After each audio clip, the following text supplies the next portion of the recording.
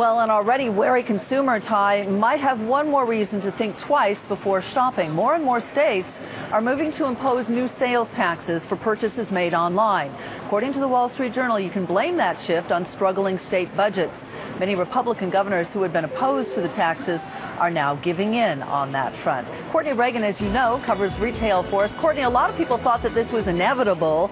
So how much do you think this is going to impact .com shopping sites? Exactly, and I know that everyone looks to Amazon really as the #1 online retailer that we think this will impact, and most folks that I talk to do think that it will impact Amazon sales, at least somewhat. If you think about it right now, the average study says Amazon's prices are about 12% lower than even Walmart or Walmart.com. If you add in an 8% sales tax, those prices are still 4% lower, but remember, you're going to have to wait for that package to be shipped, and again, only 4% does somewhat decrease that incentive. How much it will hurt, that remains to be seen. Sue?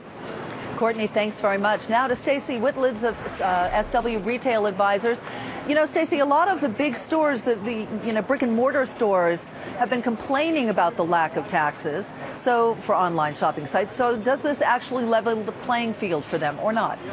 It does. I mean, this was just a matter of time. You've had everybody complaining from Best Buy to Walmart because of the price spread. But really what this does, it levels the playing field here. States need to raise taxes. We know that. They have budget deficits. And certainly the retailers out there really need to level the pricing playing field. But the big deal here is that I think Amazon is somewhat giving in and coming to the table and paying taxes in states because this gives them the ability to build more distribution centers and be able to ship even potentially on a same-day basis. So that's a big deal for them, too. So it's a compromise. Does it make you change your opinion, though, on an investment standpoint on some of the brick and mortar stores or on an Amazon? It really doesn't, because I think, again, as Courtney just pointed out, even if you wipe away the tax advantage, Amazon typically still does have that price spread. It might be smaller now. And on top of that, again, now they're talking about shipping becoming quicker as they build more distribution centers.